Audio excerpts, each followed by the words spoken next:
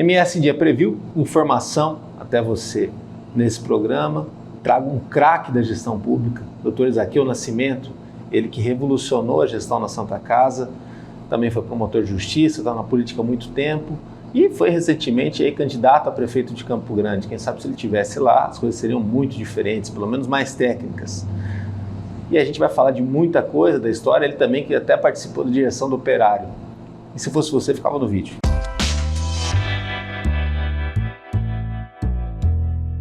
Doutor Ezaquiel, feliz em ter vindo aqui. A admiração é enorme e até falo da questão, com todo respeito a quem está no cargo hoje, eu também quem poderia ter ganho, mas o senhor eu tenho certeza que se estivesse lá faria um belo trabalho, como sempre fez um belo trabalho em tudo que o senhor fez, né? A Santa Casa, mais recentemente, é um exemplo disso, né? Dói o coração hoje ver que perdeu aquela eleição em 2020, tendo feito uma ótima pré-campanha, como você fez? Olha, nós entramos melhor do que saímos na campanha, né? Principalmente pela falta de estrutura financeira que o partido, em nível nacional, havia se comprometido conosco, né, no teto daquilo que foi a campanha anterior, ou seja, 5 milhões de reais, e não veio nenhum recurso. A gente não sabe até hoje exatamente o que aconteceu, e a falta desse recurso, nós estávamos com 42 candidatos a vereadores, veio 300 mil reais para os vereadores, já direcionado para cada um, dentro das cotas, negros, pardos, indígenas, com 7 mil reais cada um, também não dá para fazer nenhuma campanha paga nem gráfica, estruturada, né? E os demais, 3.500 reais. Então, foi uma campanha muito ruim, do ponto de vista financeiro, e não dá para manter, não é comprando voto não, como fazem por aí, não dá para manter a estrutura, o básico, os carros andando, o cabo eleitoral que precisa para a mensagem chegar, né? Não é? E a gráfica, não é, que custa para fazer adesivos, para fazer os impressos. Então, foi desse aspecto. Do ponto de vista de Campo Grande, aí eu posso dizer que dói o coração de ver ser reeleito alguém, né, com uma péssima gestão na cidade. Não entramos nem nas questões pessoais, mas a cidade, eu andei por todos os bairros, fizemos mais de 200 reuniões e a gente via uma indisposição da população contra o então prefeito, e de repente o cara chega e ganha a eleição, né? Para fazer o quê? Para ser candidato na eleição seguinte ao governo do estado. Nós tínhamos sentados, feito um planejamento do que nós queríamos para a campanha. Era uma campanha muito programática, principalmente com relação à questão da saúde, que hoje vive, infelizmente, um drama em Campo Grande. Isso foi fundamental para a decisão de ser candidato, foi a questão da saúde. Nós estávamos vindo de uma gestão de 4 anos na Santa Casa, com uma dificuldade tremenda, né, na relação com o município, que é o gestor pleno de saúde de Campo Grande, e acompanhando também os demais hospitais, não é só a questão da Santa Casa. Tanto que nós tínhamos ajuizado uma ação contra o município, o Estado e a União, provando que nós tínhamos deixado de receber um valor muito significativo, que é o que estava comprometendo a ampliação do atendimento e a melhora da qualidade do atendimento. Nós tivemos essa sentença prolatada pelo doutor Geraldo, que é o juiz, doutor Pedro, desculpa, da 4ª Vara da Justiça Federal, em setembro do ano passado, 2021, e reconheceu de fato que nós estávamos com 275 milhões para receber da prefeitura, muita coisa, né, que é o gestor pleno. Então, essa nossa dificuldade, a dificuldade dos demais hospitais que atendem o Sistema Único de Saúde, foi que motivou essa campanha, né, essa pretensão, vamos dizer assim, de vir a ser o gestor municipal. Mas eu quero te dizer que, além da questão da saúde, Nós sentamos com o pessoal de engenharia, com o pessoal de educação, com o pessoal de transportes, e nós elaboramos realmente um projeto que eu acho que colocaria Campo Grande não somente na modernidade, mas, por exemplo, mudar o perfil do transporte coletivo de Campo Grande, sair dessa coisa de ônibus que vem lá da década de 20 do século passado, né, e trazer para Campo Grande o transporte do metrô, o metrô aéreo, né? Estávamos com uma consultoria de um ex-prefeito de Maringá, no Paraná, uma cidade moderna, uma cidade atualizada. Ele, inclusive, veio a Campo Grande, deu uma palestra, falou de desafios, até desafios dessa década, né? Exatamente. Que são desafios do século. Citou Maringá, que na verdade é a cidade mais bem administrada e com satisfação das pessoas que moram lá com relação à qualidade de vida. E alertou Campo Grande sobre várias questões, né, disso daí, né? Sim. E lá, para as pessoas terem uma ideia, e isso o senhor reforçou, aliás, a visita dele aqui foi motivada pelo convite do senhor. É uma cidade onde a sociedade civil já governa a cidade há muito tempo, né? Então, qualquer prefeito que ganhe recebe da sociedade civil o programa de governo. Existe um conselho municipal da sociedade civil que apoia ou repudia o prefeito. Se não executar aquilo que é discutido pelas representações da cidade, na próxima eleição não tem um apoio, né? E que isso faz a política acontecer no longo prazo, né? Exatamente. Então nós tínhamos essa questão do transporte, né? Mudar a matriz do transporte de Campo Grande, saindo com o metrô, por exemplo, lá do Indo Brasil, indo até o Maria Aparecida Pedrocian, saindo das Moreninhas, indo até a saída de Cuiabá, que é outro polo industrial, e depois fechando os bairros mais populosos, né? Sem prejuízo nenhum para as empresas que atuam no transporte, porque elas passariam a ser sócias, né, do município nessa matriz de transporte.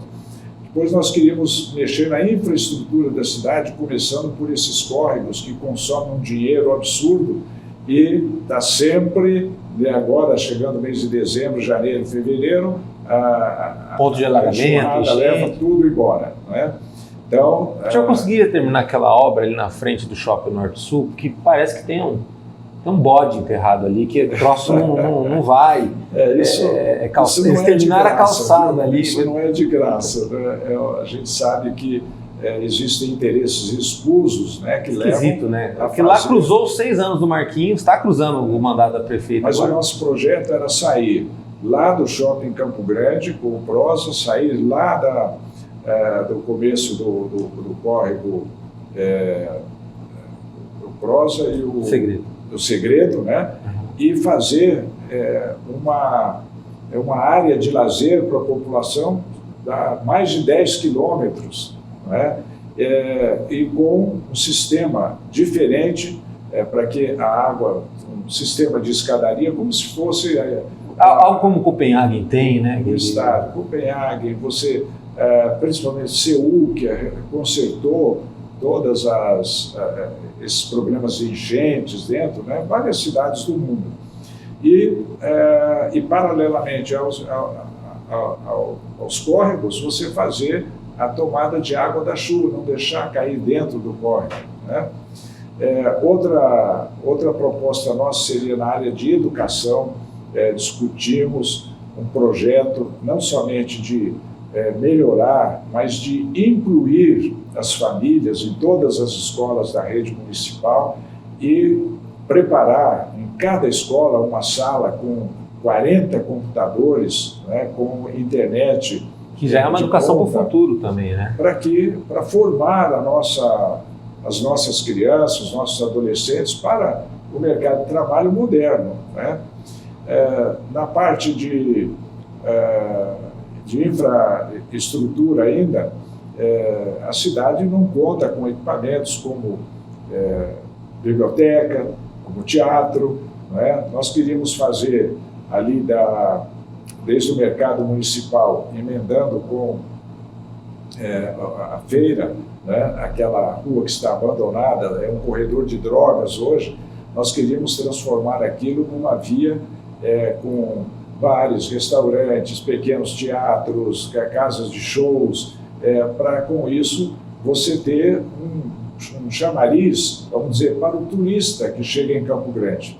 Hoje, também não tem opção, só shopping, né? O turista chega aqui em Campo Grande, ele vai para o hotel, no dia seguinte ele vai para o Pantanal, quando ele volta ele nem entra em Campo Grande, ele já vai direto para o aeroporto.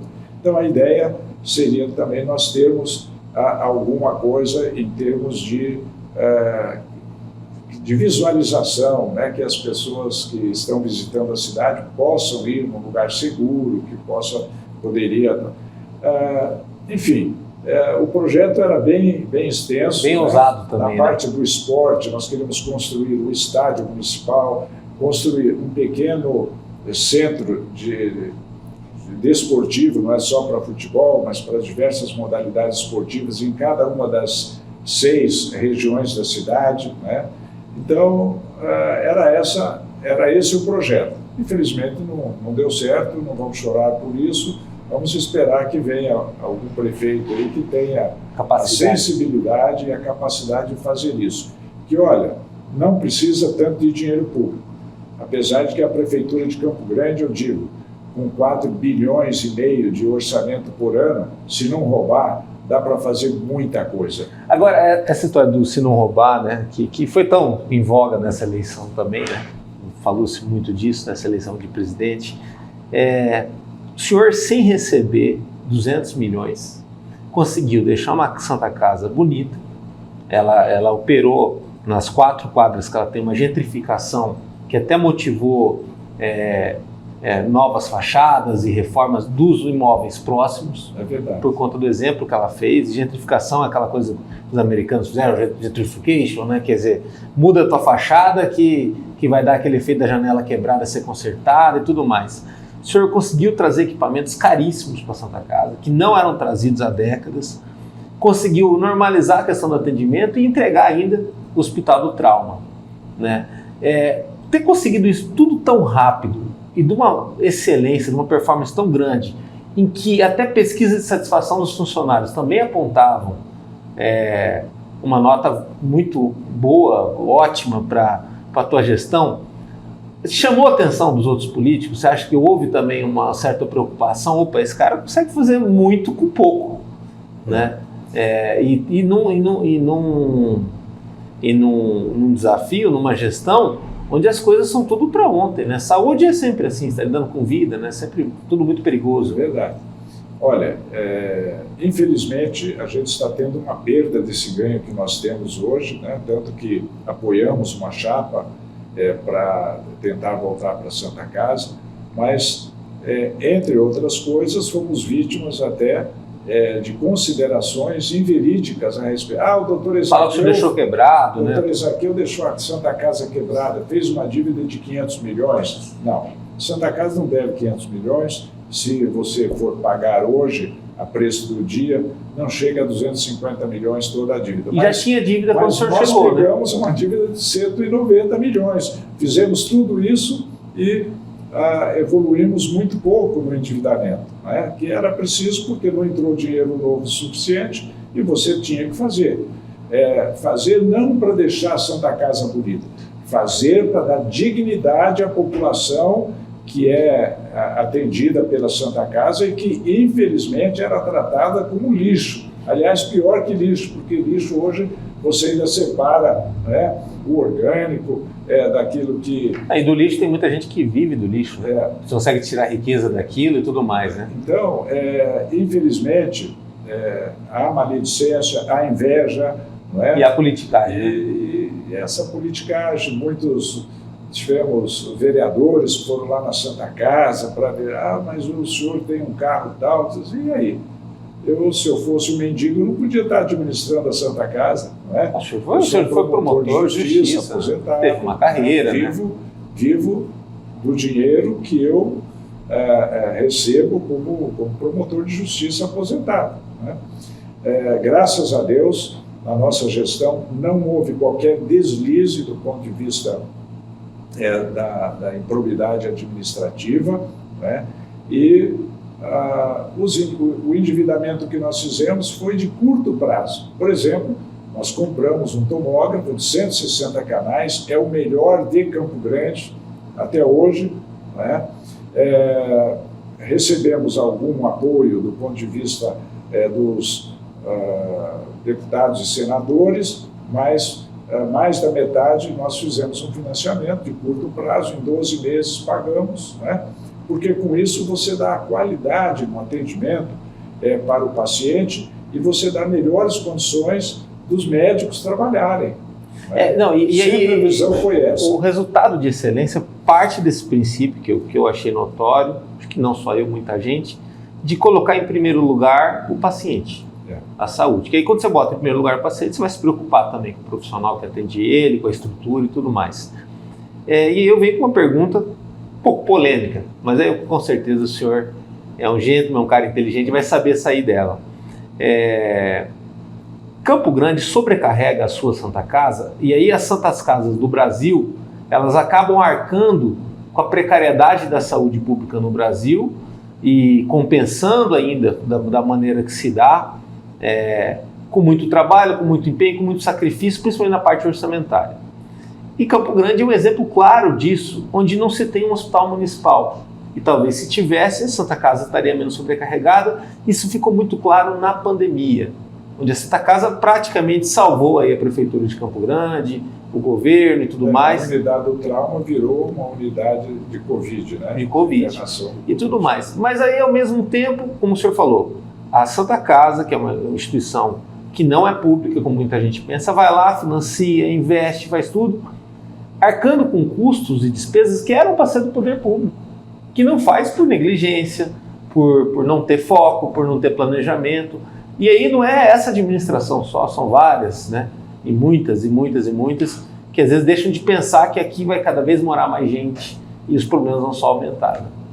Agora eu lhe digo o seguinte, Campo Grande não precisa de um hospital público. Não precisa? Não. O que Campo Grande precisa, e nós fizemos uma proposta para o anterior prefeito, de colocar à disposição da Santa Casa uma UPA para nós estruturarmos um pronto-socorro. Pronto-socorro de verdade. Né? Dentro da Santa Casa? Não, numa UPA. Ah, entendi. Porque, incrivelmente, Campo Grande tem 11 UPAs. E nenhum pronto-socorro? Para 800, 900 mil habitantes. E você vai numa cidade como Curitiba, que tem mais de 2 milhões de habitantes, tem 5 UPAs, a metade. Né? O que nós precisamos em Campo Grande é um bom pronto-socorro, que pode ser administrado pela Santa Casa, e pela estrutura da Santa Casa, os pacientes que tiverem necessidade de internação para tratamento ou de cirurgia, então ele é transferido, mas ele já entra de forma eletiva dentro da Santa Casa. Então é uma medida muito inteligente. Porque há um desperdício muito grande hoje de pessoas que chegam na Santa Casa, estou com um AVC, aí fica lá um dia, 2 dias, 3 dias. Até conseguir a vaga. E depois se verifica que não tinha aquela necessidade de internação. Não é? Isso é custo para o Sistema Único de Saúde.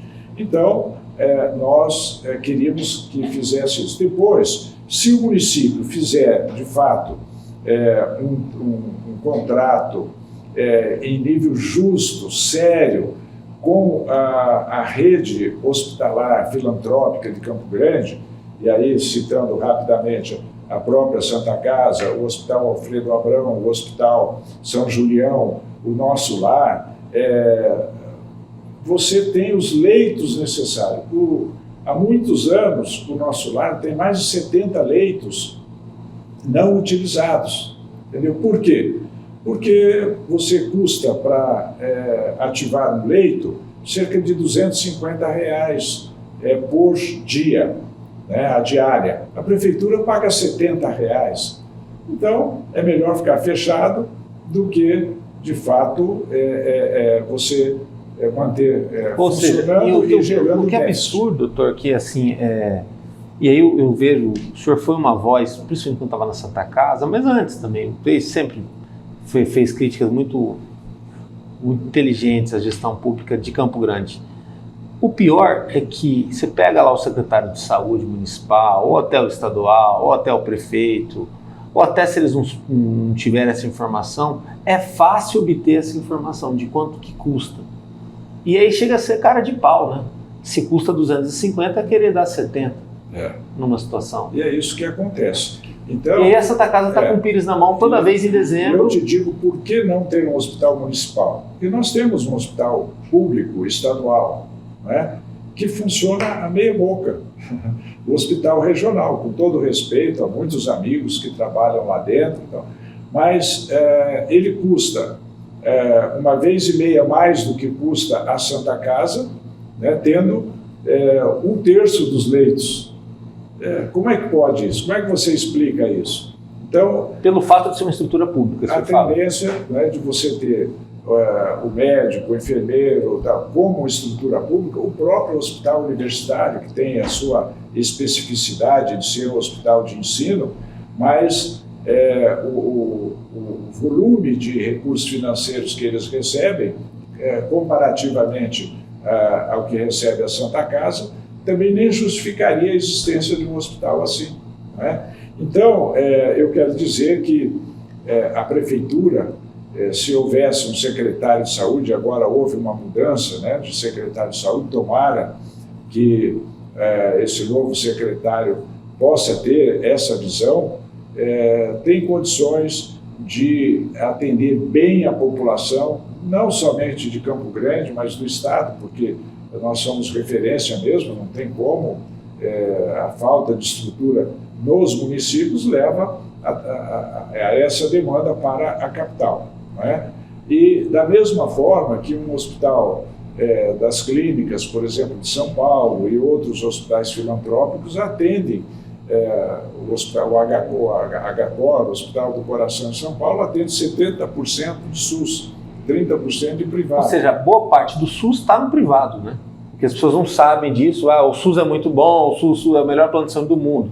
A grande parte dele é do privado. Quem atende a essa população do SUS é o hospital filantrópico e alguns particulares, mas a grande quantidade realmente, e que funciona, estão de portas abertas, se endividando junto aos bancos. A dívida hoje dos hospitais filantrópicos no Brasil, e não é por falta por má gestão, é porque recebe menos do que vale o serviço, em torno de 22 bilhões de reais.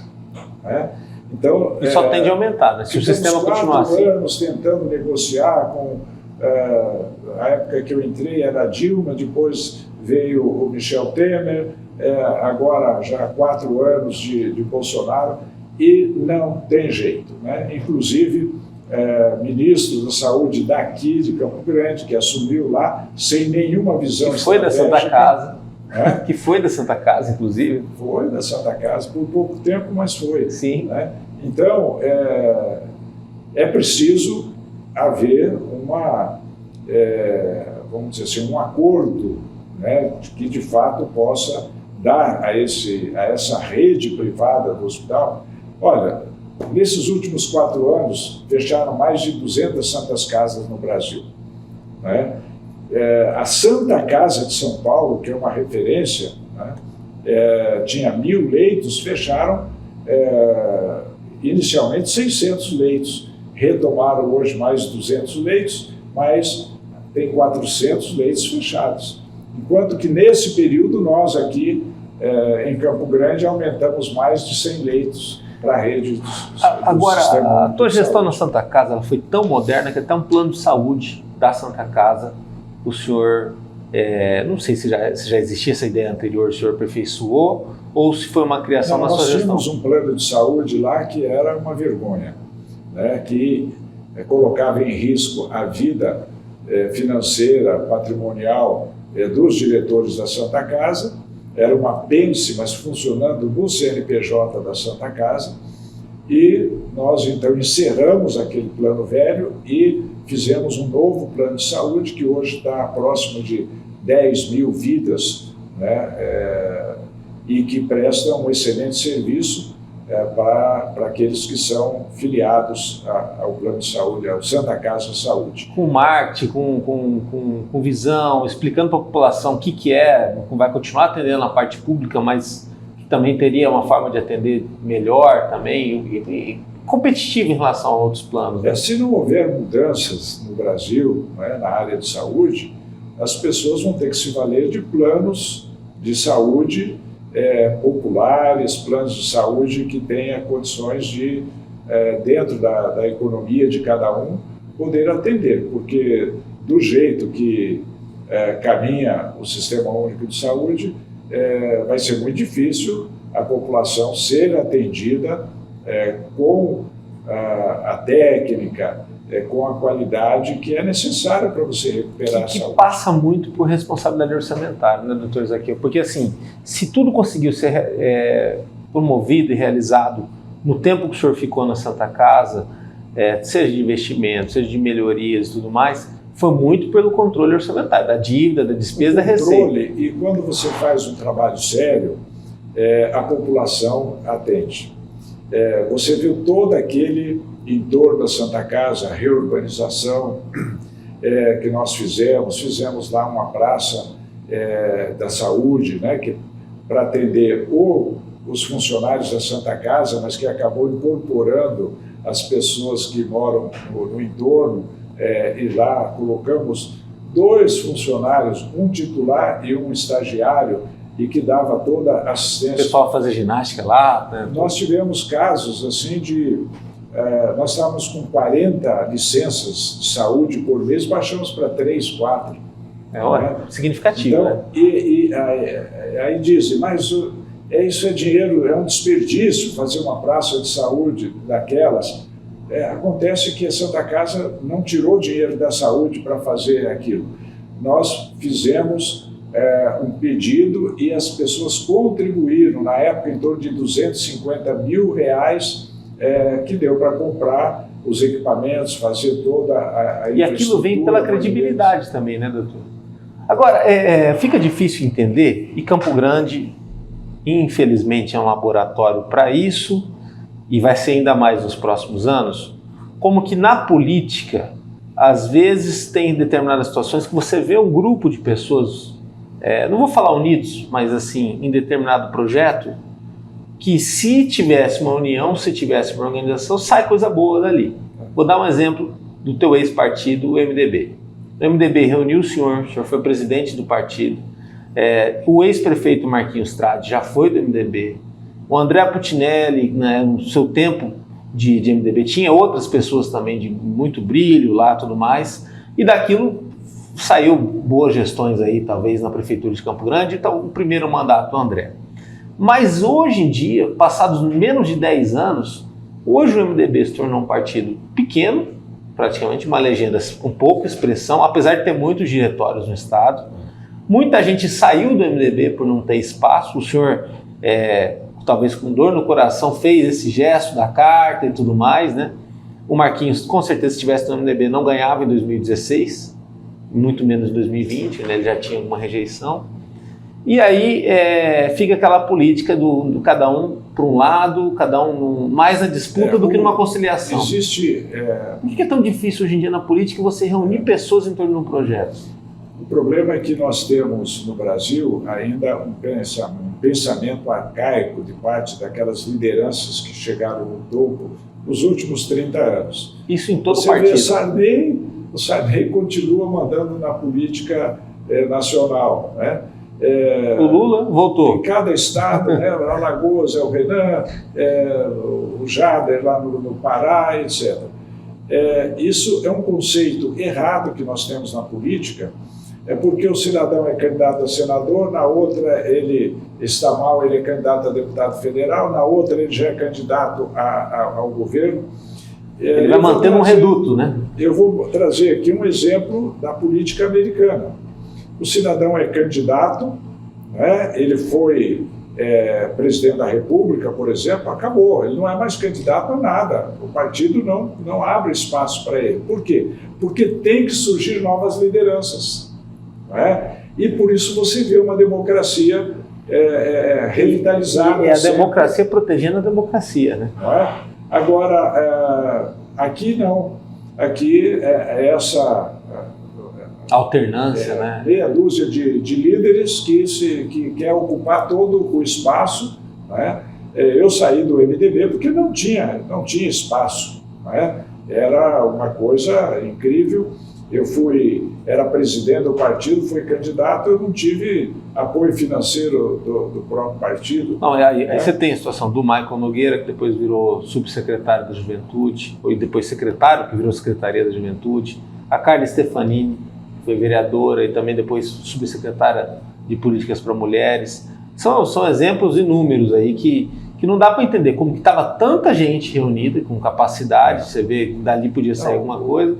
O MDB era um projeto que uma veio fundação, Ulisses Guimarães ali dentro. Guimarães, né, que eu tive a oportunidade de conviver, muito jovem ainda, participei da estruturação da Juventude Nacional, e um partido verdadeiramente democrático no primeiro momento, mas depois os caciques, né, foram se assenhoreando do partido e anulou todo o crescimento do partido na maioria dos estados. Corre algum risco partidos como esse, do jeito que a coisa está, dessas federações e tudo mais, ele correu um risco de ter que fundir? Seria uma vergonha para o MDB ou para o PSDB? Nós estamos vivendo um momento, politicamente, em que já se fala até muitas vozes, né, de personalidades do mundo jurídico, que são estudiosos do direito constitucional, do direito partidário, da desnecessidade até da existência de partidos. O senhor é a favor disso? O Harfuch aqui falou disso, falou da candidatura avulsa, né? Nós tivemos, inclusive, um grande jurista de São Paulo querendo ser candidato a presidente da República sem partido político. Eu penso que os desmandos chegaram a tal ponto, né, as pessoas só pensam em dinheiro, essas lideranças, daí 6, 7 bilhões de reais o fundo, para o fundo eleitoral. Quer dizer, eu acho que vai chegar um momento que realmente esses partidos vão deixar de existir. E tem mais uma coisa, até repensar esse tipo de modelo de representação, porque lá o artigo 1º da Constituição diz que o Brasil, né, ele é uma nação que o poder emana do povo, que pode exercer diretamente ou por via de representação. Então você veja que a própria Constituição já previu que pode ser feito diretamente. E como é que seria isso diretamente?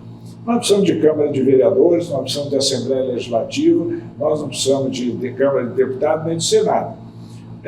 Tem um assunto para se debater hoje, através da internet, da forma como está estruturado. Você pode colocar um assunto, um tema em debate e recolher os votos diretamente da população. Pode ser que tenhamos que chegar a esse ponto se aqueles que exercem a representação política não acordarem a tempo, né, para fazer uma representação. Há países da Europa que usam muito o plebiscito, né, para resolver as coisas, né? Você tem, nesse modelo de democracia direta, a Suíça, por exemplo, em que cada membro da comunidade, né, cada cidadão exerce o seu voto diretamente, em cada cantão, né? E você tem outros exemplos de países que também têm representação política, mas você pega aqueles países, Suécia, Dinamarca, etc. O senador, lá é Câmara Única, né? Vamos dizer, o representante, ele recebe 10% do que recebe hoje aqui, um político brasileiro, e não tem despesa. O cara mora, você vai em Brasília, num apartamento de um deputado ou de um senador, uma mansão, uma verdadeira mansão, né? Lá o cidadão recebe um apartamento de 20 e poucos metros, 30 metros quadrados, ele lava a roupa dele, ele não tem empregada doméstica. E fala até da questão da Casa Branca e o Palácio do Planalto, né? A diferença de número de funcionários e tudo mais. Né? Vamos dizer assim, falam tanto mal da monarquia, né? Hoje eu estou evoluindo o meu pensamento até para pensar que nós devêssemos restabelecer a monarquia no Brasil. Pelo tamanho do país, né, pela imponência que teria no continente. Para não ter essa despesa absurda que é eleger um presidente da República. Né? Então você teria um imperador, um monarca representando o Estado e você elege um presidente de governo entre os representantes. O primeiro-ministro, no caso. Seria o primeiro-ministro. Alguns países, porque tem essa coisa de presidente, precisa ter um presidente, como é a Espanha, como é a França, como é Portugal, eles têm o presidente de governo e tem o presidente de Estado. Né? Então eu penso que nós poderíamos no Brasil ter uma despesa bem reduzida para a representação política. Hoje o Brasil, o presidente da República custa mais do que um monarca da Inglaterra. Que é aquela história do mais Brasil, menos Brasília, né?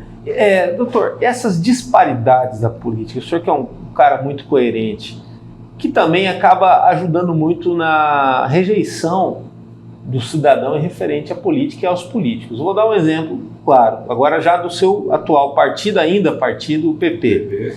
Em 2020, o senhor vai e faz uma pré-campanha, era um nome muito forte, aparecia nas pesquisas, estava em crescente, programático naquilo que estava se propondo a fazer pela cidade, ia concorrer muito bem, né? Acabou sendo uma eleição que só teve um turno. Mas não teve praticamente recursos, tanto o senhor quanto os candidatos de proporcional, na campanha. Isso faz muita diferença no sistema político brasileiro. 2 anos depois, o PP ganhou na loteria. Lembrando que aquela eleição de 2020 era fundamental, porque em 2012 o PP ganhou a prefeitura de Campo Grande. Em 2016, por 1.300 votos, o PP não foi para o segundo turno. Ou seja, é uma legenda que ela está, de certa forma, em consideração pelo Campo Grandense, de alguma forma. Não sei como vai ficar depois de 2020. Mas em 2022, se eu não me engano, está entre os 4 partidos que mais gastou nas eleições. Campanhas milionárias, entre elas a da senadora aí, Tereza Cristina, também foi muito bem sucedida no resultado, mas gastou muito também, né? Não só ela, como outras campanhas aí também. E se você comparar o resultado de todo mundo que concorreu, proporcionalmente a votos, não foi um dos melhores. O PT nisso acabou dando um show, custo per capita por voto, tudo mais. E um partido, estou no exemplo do PT, que vinha de uma rejeição tremenda, que vinha no Mato Grosso do Sul numa situação complicada, que acabou renascendo, claro, a partir do Lula, mas também de uma organização regional, né, e tudo mais. Como explicar para o cidadão, a partir desse fundo, que é o dinheiro nosso, está indo para todo mundo, essa situação? Porque ele não entende. E os partidos são grifes, né, são legendas. Esse é um defeito de todos os partidos, sem demérito, aliás, com elogios pela qualificação da nossa senadora Tereza Cristina, que foi eleita, dos deputados federais, né, também de qualidade, que foram eleitos nessa eleição. Mas os partidos no Brasil, eles vivem assim, alguém que sobressai, eles vão lá e pegam essa pessoa e vai ser candidato a presidente da República, vai ser candidato a governo do Estado, vai ser... Então, de fato, aquilo que nós estávamos conversando antes, de que não precisa o partido político, a pessoa poderia colocar o nome, né, sem pertencer a qualquer partido político, eu acho que... A Tereza, por exemplo, ganharia sem o PP. Não é? Eu lembro lá do MDB, na eleição de 2015, 16, o PMDB foi buscar o nome do ex-presidente, ex-ministro do Banco Central, o Henrique Meirelles, né? O Henrique Meirelles para ser candidato. Né? E em outras eleições também, outros partidos vão lá e buscam. E não há a preocupação de formação de lideranças novas para o exercício da representação isso que o senhor política falou, do partido e da população. Fundamental, quer dizer, não existe o trabalho com a formação política, que é essencial para a democracia, porque na última hora, para ser competitivo, igual jogador de futebol, eu trago um reforço e está tudo resolvido. Para ganhar a eleição. Né? Para ganhar a eleição. E aí eu pergunto... O Bolsonaro foi assim, né? Pode ser isso. O Bolsonaro podia ter ido para o PP, sim, acabou indo aí para o PL, né? Porque o 22 e tal, tudo mais, e ele já concorreu pelo PSL e tantos outros partidos. Exatamente. Então, o que eu vejo, né, é que esse é um defeito que ocorre porque a pessoa teve uma outra formação, né, ou não teve formação, que a gente vê candidatos que são eleitos, que já passou por 3, 4 partidos, né, não é por circunstância, mas é porque foi... E qual é a ideologia dessa pessoa? Qual é a formação programática que ela tem para propor? É do partido tal, é do partido tal, é do partido tal. E isso determina muito a identidade do partido também, né?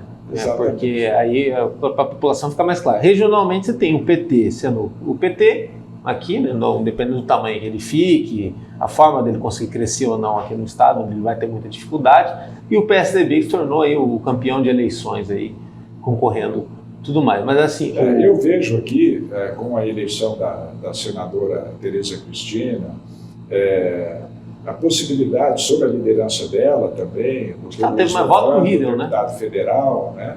Sim. Como ela teve mais voto que o Riedel, não teve? A Tereza Cristina?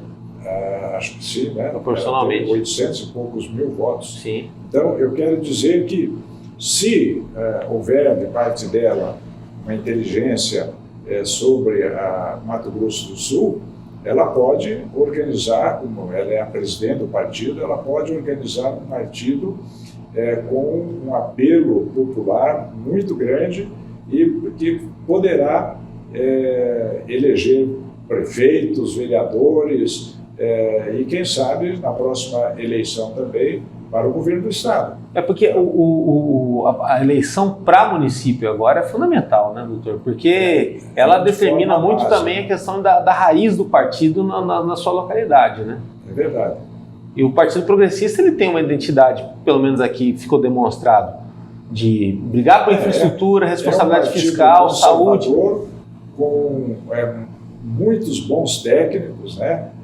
O deputado Ricardo Barros, que é líder do governo hoje, apesar da formação de engenharia, mas ele foi prefeito, ele foi presidente da Federação das Indústrias do Paraná e foi para o Ministério da Saúde e fez uma excelente administração, né?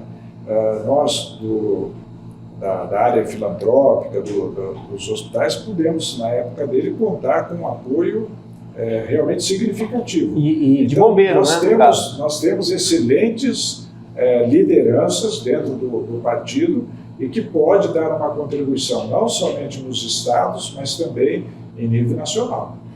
Bom, da mesma situação que o senhor está no PP, tem o Bernal também, que foi prefeito recentemente de Campo Grande, mas está talvez ali na geladeira do PP. Né? O senhor também deve estar aguardando algum recrutamento para o futuro, né? Um nome interessante para eles conversarem, ou seja, gente não falta, né? E voto também não falta, porque eu acredito que o Campo Grandense tem algum carinho para essa legenda, que elegeu recentemente, está na memória, né? Porque é um partido conservador, de pessoas Campo Grande é muito assim também. Que tem um apelo popular muito grande, né? Você lembrou do Bernal, fez um mandato interrompido pelas brigas políticas que ocorreram, mas no pouco tempo que ele administrou, a área de saúde, por exemplo, onde nós nos relacionamos, foi o melhor período desse tempo aí com quem nós nos relacionamos, né? Mesmo na parte de infraestrutura da cidade, ele fez, com recursos próprios do município, recapeamento da Avenida das Bandeiras, recapeamento da Avenida Guaicurus. Não ampliou a dívida, que é aquilo que o senhor falou da Santa Casa, é algo interessante e fundamental para o momento, né? Eu acho que esse momento não aceita muito desaforo, né? Não sei qual vai ser o caminho do Brasil, até a questão do Bolsa Família, auxílio emergencial, auxílio Brasil, cada hora dá um nome. Aumentou-se aí consideravelmente quase o dobro da provisão de recursos, não vai ficar nem dentro do teto e tal. Na prática, isso não funciona muito em gestão pública, né? O senhor sabe que na Santa Casa, se dormisse no ponto 2, 3 dias, desandava totalmente ali o caminho. Eu sou favorável nós temos políticas de inclusão social, mas não essa política de distribuição de bolsas, distribuição de gratuidades, etc. Eu sou de uma época que na Faculdade de Direito, né, eu me formei na Universidade Federal do Paraná, e na cadeira de Ciências Políticas, Econômicas e Políticas, nós estudávamos que o dinheiro público não poderia ser entregue individualmente para as pessoas. As políticas tinham que ser sempre equânimes, né? Coletivas, não é? E o que você tem é que investir na iniciativa privada para geração de emprego e renda para a população, não é? Porque senão nós vamos ter um país de eternos dependentes de dinheiro público, e isso não resolve o problema. Eu não vejo, olha, eu encontrei pessoas durante a campanha, mulheres, uma senhora me chegou e disse assim, olha, eu estou com 15 filhos, eu tenho 15 filhos, eu quero fazer uma cirurgia para reorganizar a minha vida e o poder público não faz a minha cirurgia. Não é? Então não há políticas sociais efetivas. É difícil até para lembrar o nome, né?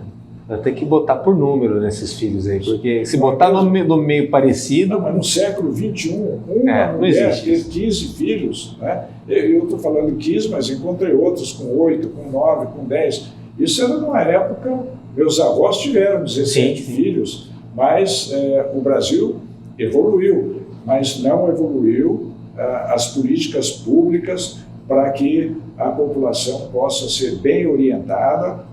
Quer ter filho? Pode ter filho, mas se tem condições de tratar, não, eu tenho filho para receber, agora como eu estou vendo aí na estruturação do novo governo, vou dar mais R$200 por filho, não sei o quê. Olha, isso não resolve o problema do Brasil e não resolve o problema das famílias e das pessoas, né? Pobres, desde a época de Jesus Cristo, sempre existiu, né? Jesus dizia, os pobres sempre tereis convosco. E evidentemente que é preciso ter esse olhar humanitário. Mas nós, por exemplo, o meu primeiro trabalho social em Campo Grande, eu era advogado na década de 80, finalzinho de 80, e nós reunimos aqui um grupo de pessoas, entre eles José Augusto Lopes Sobrinho, o Dr. José Tenuta, que é um odontólogo, o Nelson Nachif, que acabou de falecer, enfim, juntamos um pessoal, João Chafik, fizemos um projeto e fomos em Brasília negociar no Ministério do Trabalho e criamos aquele Centro Integrado de Desenvolvimento do Menor, que formou gerações e gerações de adolescentes e jovens para o mercado de trabalho. Então, Ou seja, alavanca social, né?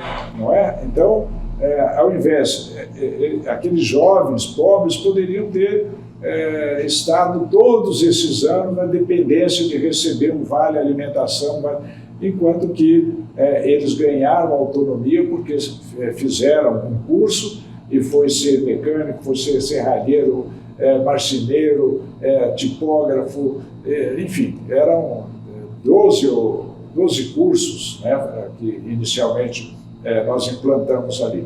Então, eu sou mais por essa política de inclusão social pelo trabalho, para que as pessoas não fiquem na dependência de políticos, de vender o voto dele, de receber bolsa isso, bolsa aquilo. Isso não resolve a situação das pessoas e das famílias. Não diminui a desigualdade. Agora, o senhor tem alguma coragem além do normal, né? Também foi trabalhar no Operário, ajudar na gestão do Operário. O Operário, que até a gente algumas pessoas já falaram aqui dessa pesquisa, é a segunda marca mais valiosa no Mato Grosso do Sul, junto aí com o Pantanal. Quer dizer, é uma potência, mas é uma potência que está na UTI faz tempo, né? Eu advogava para o Operário, né, junto ao Tribunal de Justiça Desportivo. Uma vez tiraram o Operário do campeonato e eu tive que recorrer, perdi aqui, tive que recorrer para o Superior Tribunal de Justiça Desportivo da CBF, reincluímos o Operário no campeonato. E num desentendimento com um ex-presidente, o Ari e o Oswaldo, numa assembleia que nós tivemos, acabaram que não chegaram a um acordo e aí tiveram que buscar um terço, né? E eu fui esse terceiro indicado para assumir a presidência. E nós chegamos lá no Operário, a administração anterior abandonou o clube, abandonou os jogadores, todos entraram com ações trabalhistas, técnicos, e nós tivemos que tirar, inclusive, as teias de aranha, porque a sede estava tomada por teias de aranha, né? E nós conseguimos motivar, reunir, criamos o Operário S.A., 150 pessoas contribuíram financeiramente e nós reformamos a poliesportiva, reformamos o hotel de trânsito do Operário e conseguimos colocar o Operário no Campeonato Brasileiro, na Série C, mas Campeonato Brasileiro, conseguimos voltar para no mês de janeiro nós temos a Copa do Brasil, conseguimos colocar na Copa do Brasil, conseguimos criar o Sub-20 e lá na poliesportiva 60 jovens aprendendo futebol. E uma padaria, o Seu Barbosa, ali do Jardim São Bento, fornecia o sanduíche. Esqueço o nome agora do proprietário que tinha ali na Avenida Ernesto Gássio, uma central de envasamento de leites. Ele colocava sabor no leite. Ah, sim. Um pouco para frente do shopping, né? Isso. Sim. Ali tinha uma... Foi os leites São Gabriel ali também, né? Acho que eu não sei se é do... Então, quando você tem um projeto bom, as pessoas participam, né? E nós tínhamos ali 60 meninos de 12 a 17 anos. O que aconteceu? O senador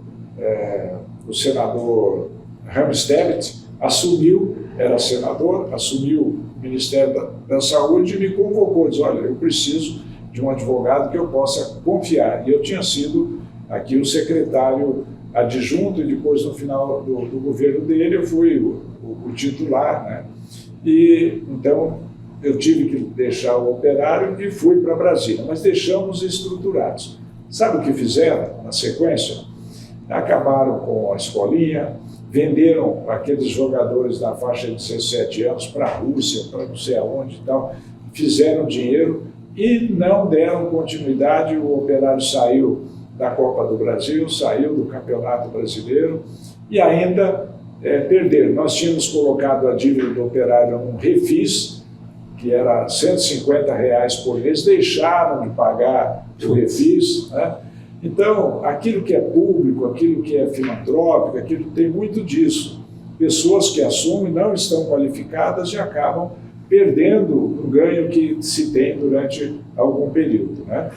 Mas o Operário, até ultimamente, o Estevão, né, fez um bom trabalho lá. Tem organizado bem a casa, né? Tem organizado. E eu espero que possa haver aí uma mudança nessa federação também, né, sem embargo nenhum da relação pessoal com quem está lá na direção, mas não pode ser feito o que está, eu não sei hoje quanto, eu acredito que deve ser aí por volta de uns 300 mil que a CBF manda por mês para a federação. Isso poderia ser investido na formação de jovens atletas do futebol e a gente ter aí um bom futebol. Agora, isso que o senhor falou é fundamental. A federação está aqui, acho que mais de 3 décadas, né, o Cesário já está.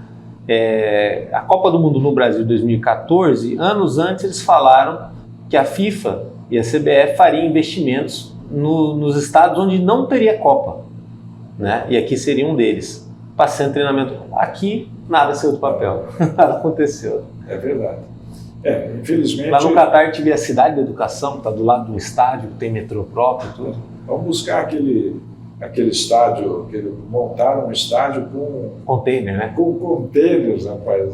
Vamos trazer para Campo Grande, já que você não vê aí a iniciativa, né, dos nossos políticos de fazerem um estádio municipal, né? Então, quem sabe?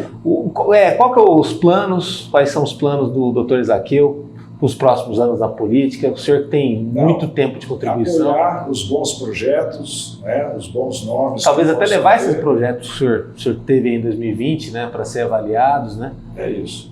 Eu estou no meu escritório de advocacia, sou advogado, juntamente com meu filho, que é o gestor hoje do escritório. Estamos lá numa equipe de 10 advogados e não há intenção de voltar a disputar a eleição. Eu acho que no sistema atual é algo que dilapida o seu patrimônio particular, psicologicamente você acaba se desestruturando, a família, né, acaba te cobrando muito, então não tenho interesse. Mas do que o senhor fez até agora tem também talvez um legado e um orgulho muito grande, né? O senhor participou de muita coisa e deu uma contribuição muito positiva, né? No que disputou, no que participou. Quando eu participo, eu não sei fazer mais ou menos, né? Com toda a limitação que eu me reconheço, mas eu procuro fazer com afinco, né? Dando de mim tudo aquilo que eu possa entregar, seja na filantropia, seja na área pública, enfim. E agora eu estou me dedicando ao escritório e quero fazer isso não só por mim, mas pela minha família também. Entendi. Obrigado, doutor. Excelente entrevista. Valeu. Parabéns, né, pelo trabalho que você faz aqui. Eu sei que você também é imbuído desse espírito de fazer o melhor sempre. Sim, acompanha nosso trabalho no www.msindia.com.br. Lá no YouTube tem as entrevistas completas, tem os cortes, também tem muita coisa nas redes sociais, no Instagram, no Facebook. Até a próxima.